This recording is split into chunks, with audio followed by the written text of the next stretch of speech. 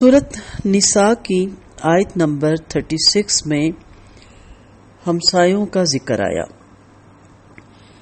ان کے بارے میں بہتر سلوک کے لیے کچھ احادیث پڑھتے ہیں۔ آپ صلی اللہ علیہ وسلم نے فرمایا، جو شخص اللہ اور آخرت کے دن پر یقین رکھتا ہو وہ اپنے ہمسائے کو تکلیف نہ پہنچائے۔ ایک دفعہ آپ صلی اللہ علیہ وسلم نے 3 بار یہ الفاظ دہرائے، اللہ کی قسم وہ شخص مومن نہیں۔ صحابہ کرام نے پوچھا، کون یا رسول اللہ؟ فرمایا، جس کی اذیت سے اس کا ہمسایہ امن میں نہ ہو۔ آپ صلی اللہ علیہ وسلم نے فرمایا، جس کی اذیت سے اس کا ہمسایہ امن میں نہ ہو وہ جنت میں نہیں داخل ہوگا۔ آپ صلی اللہ علیہ وسلم کا فرمان ہے، وہ شخص جو اللہ اور روز آخرت پر ایمان رکھتا ہو اسے چاہیے کہ اپنے ہمسائے کی عزت کرے۔ آپ صلی اللہ علیہ وسلم نے فرمایا، جبرائیل علیہ السلام مجھے ہمسائے سے اس نے سلوک کے بارے میں اتنی وصیت کرتے رہے کہ میں نے سمجھا کہ وہ اسے وارث ہی بنا ڈالیں گے۔ جدات کا آپ صلی اللہ علیہ وسلم نے سیدنا ابو ذر رضی اللہ عنہ سے فرمایا، ابو ذر، جب تم سالن پکاؤ تو اس کا شوربہ زیادہ کر لیا کرو اور اپنے پڑوسیوں کا بھی خیال رکھا کرو۔ آپ صلی اللہ علیہ وسلم کا فرمان ہے، ہمسایہ اپنے قرب کی وجہ سے زیادہ حقدار ہے۔ سید عائشہ رضی اللہ عنہا فرماتی ہیں کہ میں نے پوچھا، اللہ کے رسول صلی اللہ علیہ وسلم، میرے 2 پڑوسی ہیں تو میں کس کو تحفہ بھیجوں؟ فرمایا، جس کا دروازہ زیادہ قریب ہو۔ آپ صلی اللہ علیہ وسلم کا فرمان ہے، اے مسلم عورتوں، کوئی ہمسائی اپنی ہمسائی کے تحفے کو حقیر نہ سمجھے، خواہ وہ تحفہ بکری کا کھوری کیوں نہ ہو۔ آپ صلی اللہ علیہ وسلم کا فرمان ہے، کوئی ہمسایہ اپنے ہمسائے کو اپنی دیوار میں لکڑی، شاتیر وغیرہ رکھنے سے منع نہ کرے۔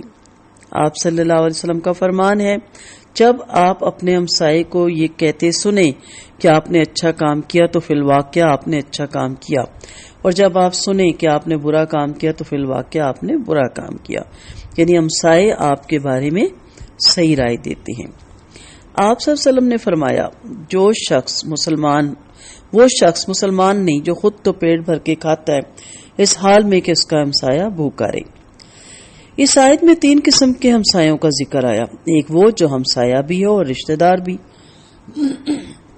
دوسرے وہ جو تمہارے پہلو میں ہے یا تمہارے مکان کے پاس تو رہتے ہیں مگر تمہارے رشتہ دار نہ ہو، تیسرے وہ جو تمہاری سوسائٹی سے متعلق ہو، مثلا دوست احباب جو ایک جگہ مل کر بیٹھے ہوں یا کسی دفتر میں یا دوسری جگہ اکٹھے کام کرتے ہوں اور اکثر میل ملاقات رہتی ہو۔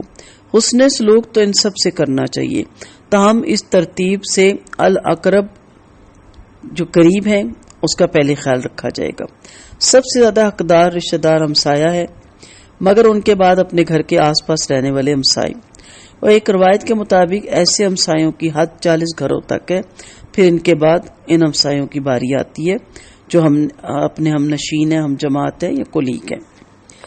ان حدیث سے نہایت اہم بات جو سب سے پہلے ذہن میں آتی ہے وہ یہ کہ اسلام معاشرتی زندگی اور مل جل کر رہنے کا زبردست راستہ بتاتا ہے۔ آج کے دور میں کوٹھیوں اور بنگلوں میں رہائش ہے جہاں ساتھ والے ہمسائے تک کو اس کی غمی یا خوشی کی خبر تک نہیں ہوتی۔ یہ اسلامی نظریہ معاشرات کے عین برعکس ہے۔ پھر اسلام جن اعلیٰ اقدار کا سبق دیتا ہے، تہذیب اور تمدن کی تبدیلی نے ان اقدار کو بھی یکسر بدل دیا۔ مثلا اسلام یہ سکھاتا ہے کہ کوئی ہمسایہ اپنے ہمسائے کو اپنی دیوار پر شاتیر رکھنے سے منع نہ کرے، مگر یہاں یہ حال ہے کہ اگر ہمسائے بھائی بھی ہوں تو ہر ایک یہ چاہتا ہے کہ اپنی دیوار اپنے بھائی کی دیوار سے بالکل الگ تعمیر کرے۔ گویا اس لحاظ سے بہتر ہے کہ بعد میں کسی وقت تنازع پیدا نہ ہو، مگر شریعت نے تنازع پیدا کرنے کا نہیں بلکہ تنازع کو ختم کرنے اور بھائی نہ ہونے کے باوجود بھائی بن کر رہنے کا سبق دیا۔ پھر ان احادیث میں جو حقوق بیان کیے گئے وہ بڑے واضح ہیں، جن کی شرح اور تفصیل کی ضرورت نہیں، اور پڑھنے کے بعد یوں معلوم ہوتا ہے جیسے ہمسائے بھی اپنے ہی گھر کے افراد ہیں۔ اور یہ بھی غور فرمائیے کہ اگر ان ارشادات نبی صلی اللہ علیہ وسلم پر عمل کیا جائے تو معاشرے میں کس قدر خوشگوار ماحول پیدا ہو سکتا ہے۔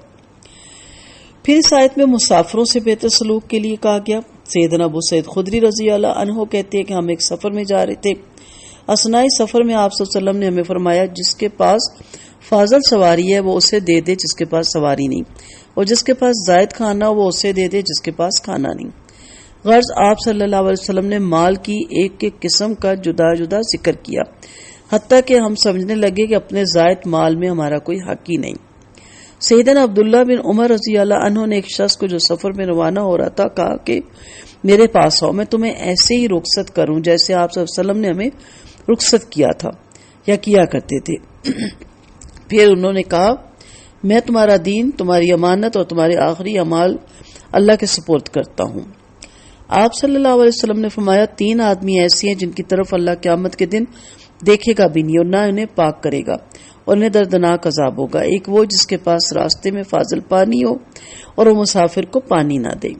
سیدنا عقبہ بن عامر کہتے ہیں کہ ہم نے آپ صلی اللہ علیہ وسلم سے پوچھا کہ آپ ہمیں روانہ کرتے ہیں، پھر ہم راستے میں ایسے لوگوں کے پاس اترتے ہیں جو ہماری مہمانی تک نہیں کرتے، تو آپ صلی اللہ علیہ وسلم کا کیا حکم ہے؟ آپ نے فرمایا اگر وہ لوگ دستور کے مطابق تمہاری مہمانی کرے تو بہتر، اور اگر نہ کرے تو دستور کے مطابق مہمان کا حق ان سے وصول کرو۔ ان احادیث سے جو نتائج آخذ ہوتے ہیں وہ کیا ہیں؟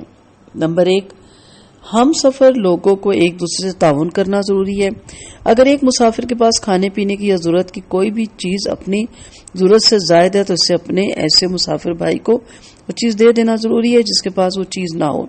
اور پانی کا بالخصوص اس لیے ذکر کیا گیا کہ زندگی کی نہایت اہم بنیادی ضرورت ہے، لہٰذا اپنی ضرورت سے زائد پانی نہ دینے کو گناہ کبیرہ قرار دیا گیا۔ فقہا کہتے ہیں کہ جس فعل کے متعلق قرآن و حدیث میں یہ مذکور ہو کہ اللہ قیامت کے دن ان کی طرف دیکھے گا بھی نہیں، ناپاک کرے گا، تو ایسا فعل گناہ کبیرہ ہوتا ہے۔ اور دوسری بات ہے کہ دور نبی صلی اللہ علیہ وسلم میں عرب بھر میں پانی کی بھی قلت تھی اور بستیوں اور شہروں میں بھی، لہٰذا اس دور میں بستی والوں کا مسافروں کی مہمانی سے انکار دراصل انہیں مار دینے کے مترادف ہوتا تھا، لہٰذا بصورت انکار ان سے حق وصول کر لینے کی اجازت دی گئی۔ لیکن آج کل اور بالخصوص پاکستان میں ایسی صورت نہیں ہے، پانی عام ہے، بستیاں قریب قریب ہیں اور کھانے پینے کی دکانیں اور ہوٹل بکثرت موجود ہیں، لہٰذا ان حالات میں کسی ناجائز طریقے سے مہمانی وصول کرنے کا حق نہیں۔ اور اب یہ صرف اس صورت میں جائز ہے جب مسافر کے پاس زیادہ راہ ختم ہو جائے اور کوئی شخص اس کو کھانا کھلانے یا مہمانی کرنے پر تیار نہ ہو، تو ایسے مسافر کو صدقہ حتیٰ کہ زکوٰۃ بھی دی جا سکتی ہے، خواہ وہ اپنے گھر میں کتنا ہی امیر کیوں نہ ہو۔